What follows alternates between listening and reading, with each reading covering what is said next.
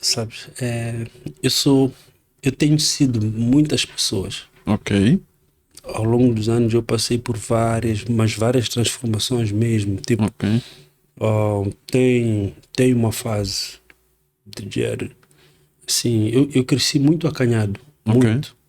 E como eu disse, na zona em que eu cresci éramos muitos homens, tanto da minha idade como mais velho. Uhum. E eu não tinha um irmão mais velho. Ok. Então eu era aquele puto que todo gajo Ia dar carolhos. ia dar carolhos.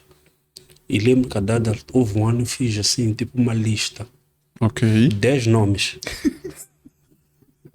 dos gajos mais velhos que eu disse que são os meus alvos a bater. Ok. Porque ó, eu sempre tive a minha mãe e o meu padrasto a resolver os meus problemas. Ok. Né? Tipo, alguém fazia alguma coisa, era a minha mãe que ia resolver, porque a minha mãe e o meu padrasto eram dados para a luta mesmo. Tipo, tinham a coisa, principalmente a minha mãe. Ok. O meu padrasto é homem, então se minha mulher está no meio de barulho. Vamos para o barulho. Só que Paulo já chega aos 13 anos, começa a ter contato com o sexo oposto e começa a dar vergonha que é chamar má. Né? Já não fica Não bem. fica bem. Então foi quando eu comecei a aprender a defender-me. Ok. Comecei a treinar, então 13 aos... Artes marciais. Yeah. Ok. Qual foi a primeira arte marcial que tu aprendeste? Shukokai. Shukokai. Mas não era agressivo o suficiente para aquilo que eu queria.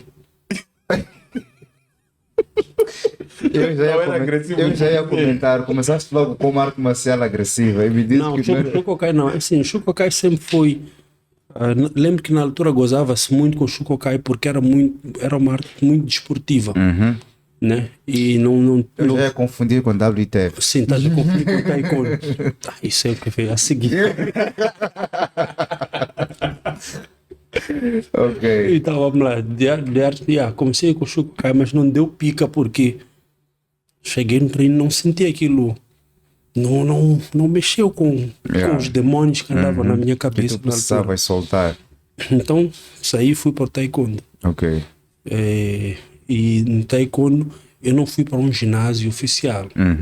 Fui treinar no quintal de alguém. Acho que muitos de nós passou por isso. E é tipo, sabes, tu tens o mestre que tem uma retórica completamente diferente. Yeah. Paz, aquela coisa de autodefesa que... E tu tens o gajo que sabe fazer. Lembro que o meu treinador na altura era cinturão vermelho. E aquele gajo era uma coisa.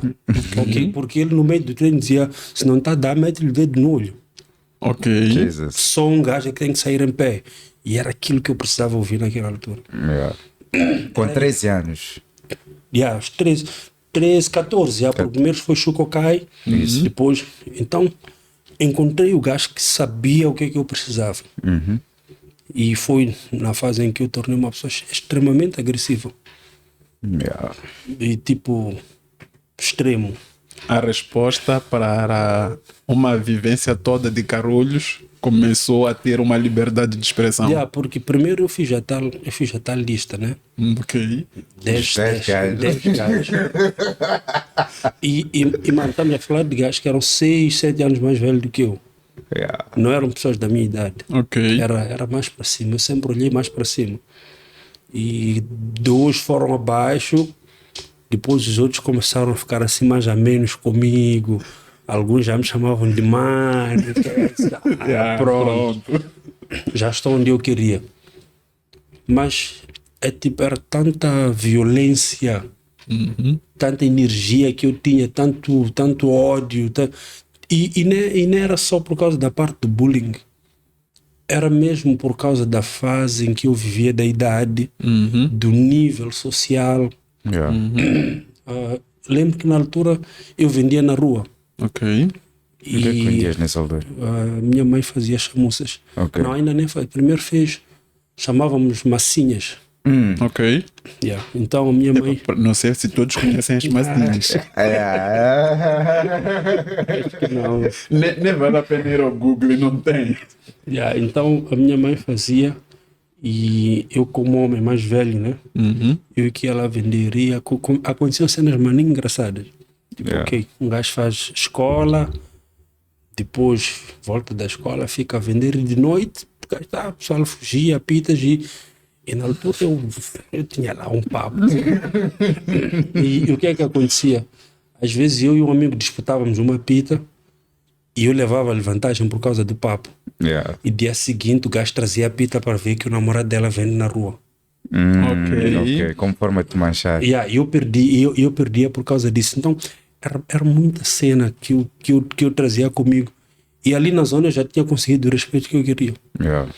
Aí eu fiz aquilo que se fazia nos impérios antigos. Eu saí para conquistar. E eu lutei em todo sítio.